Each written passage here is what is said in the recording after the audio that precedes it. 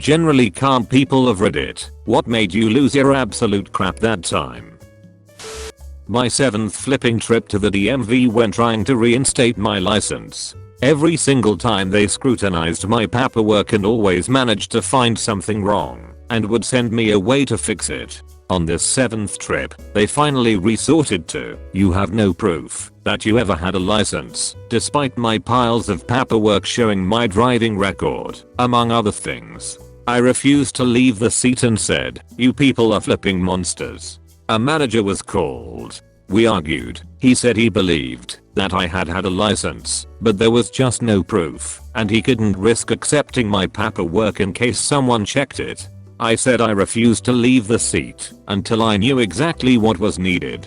Manager said, "Tell you what, I can contact and could get a verification that I had a license there. It would take 3 minutes."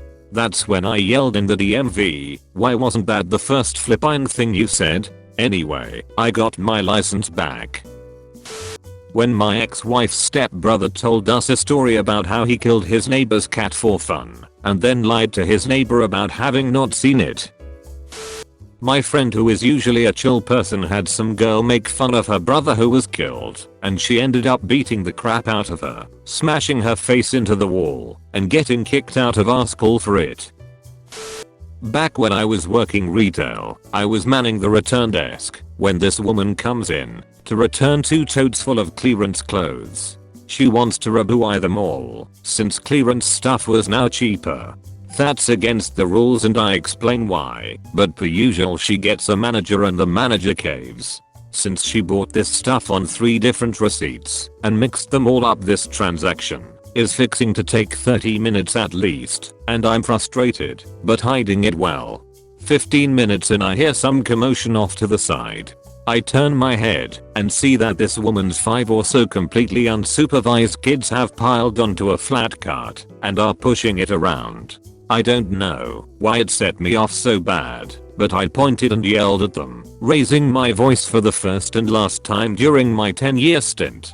The entire place fell silent and the customer was so mad at her kids that she took her stuff and left. A couple coworkers said seeing me get angry was really unsettling. A blessing/curse that comes with being the quiet one, I guess. Another unit lead to me about the condition a patient was in. I went into the supply room and screamed to vent at another nurse. Poor girl remains the only person at work to ever see me lose my crap.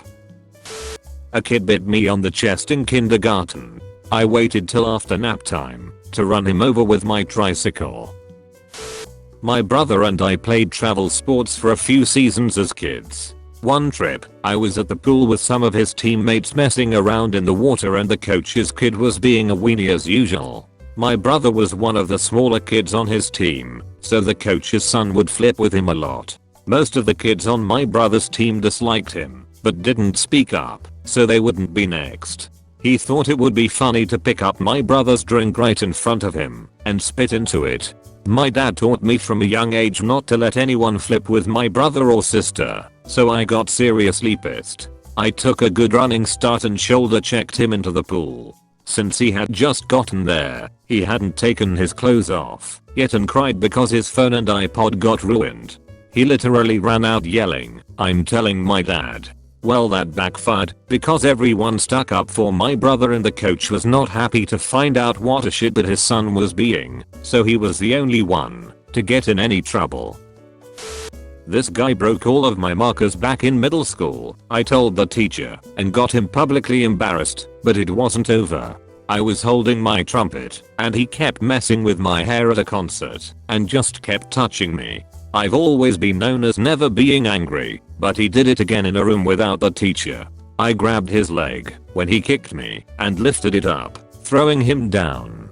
He never messed with me after that.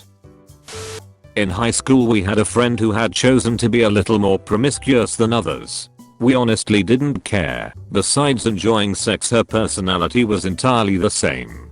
However, it's high school, so one girl in particular took it upon herself to often shame and tell this girl she was a skank. We would all stick up for her, be the bigger person and walk away. Except one day, this girl decided to shove through our group knocking, said friend over causing her to hurt herself. She laughed, called her a skank and spit on her. I completely lost my crap, grabbed the girl by the hair as she walked away and yanked it, and then screamed at her that she's a hateful person because her mom chose crack over her. Then as I walked away I pushed the door open so hard that when she tried to follow me it swung back and hit her in the face. She stopped calling my friend a skank after that. Not my proudest moment, and I have not ever used physical violence or information that's meant to be private against another person again. I grew up on a farm, and one day several cows decided that, since their head could fit through a small hole in a gate, then their whole body could fit through a small hole in a gate. This resulted in a broken gate, a cow stuck in the broken gate, several cows roaming freely in a field after escaping through the broken gate, and me absolutely losing my crap. I now work in it. Cows are dumb.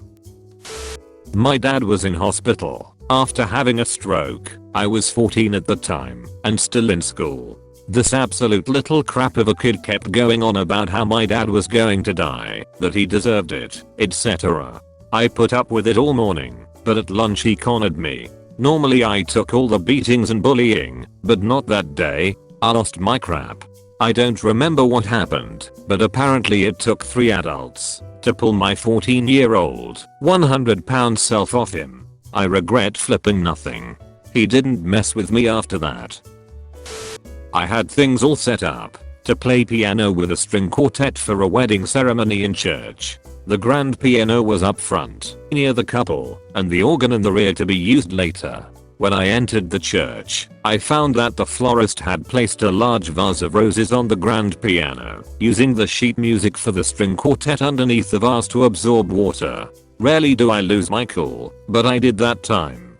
Members of the string quartet told him in no uncertain terms where he could stick those roses as they tried to salvage their soaked music scores. In healthcare you get yelled at a lot for stupid stuff. Where's my ginger ale? Flip that doctor. He's in butthole for taking too long. etc. But one patient crossed the line. She didn't like that I called the previous hospital she was at the night before to get her records, so I could see what was done. Completely legal, done all the time, so things aren't missed or repeated unnecessarily, and yes, she signed a release, so we could do it. She then came out of her room and threw a full styrofoam cup of her urine at me. Dodged it by a millimeter, but it ruined a computer monitor. She then said, "Female dog.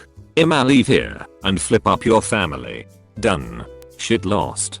Screamed for security and personally put her back in her room with the help of every tech and nurse in the emergency department. 4-point restrained her for her out of control behavior that was a danger to the staff, and called the police. Once we got the records from the previous hospital we found out she pulled the same act to a lesser degree the night before.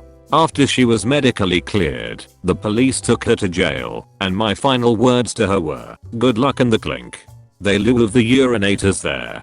She was charged with battery and given jail time for that, and multiple parole violations. I was always a really quiet kid, even as a toddler apparently. So one of the first times I remember losing my crap was when I got really tired of this 3rd grader picking on me on the bus. I was in kindergarten and this kid kept popping his head over my seat and poking me. I timed it out, and the next time he did I punched him straight in the nose, which he immediately started bleeding and crying.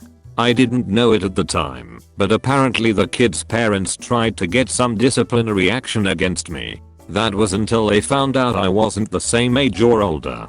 They just didn't want to make a big stink out of their kid getting female dog slapped by a kindergartner. It was Halloween, and I was sitting out the front of my house watching my sister take my niece, who was around 4, trick-or-treating. The people who lived above us, we lived in a maisonette, decided to shoot a firework at them. This is the only time I've lost my crap. Got them inside the house, made sure they were alright. Sister had only a few non-serious burns on her arm, and managed to shield my niece from the explosion. At that point I was just so angry, went up to their door, and starting banging on it demanding they come out. They didn't answer, so I starting trying to kick the door in. My mum and brother dragged me away and back inside to calm me down.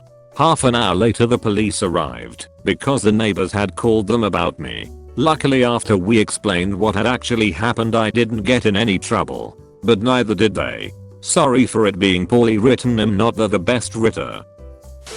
My wife was due to give birth on a date I had a trial. I'm an attorney. The state's attorney's office refused to consent to a continuance, insisting they were going to be ready for trial that day. The date comes. I go to the courthouse and find out that the SAO doesn't have one of their witnesses and is asking for a continuance. Needless to say I lost my crap arguing against them receiving such a continuance when they had failed to subpoena a witness or make any effort to contact said witness by their own admission. The judge, of course, allowed them to have a continuance. I swore I'd never practice in that court again. It's one known around here for being especially friendly to the prosecution, to the point of absurdity, and where the SAO is known to engage in constitutionally questionable evidentiary practices. My wife gave birth the next day, and I've never been back to the jurisdiction.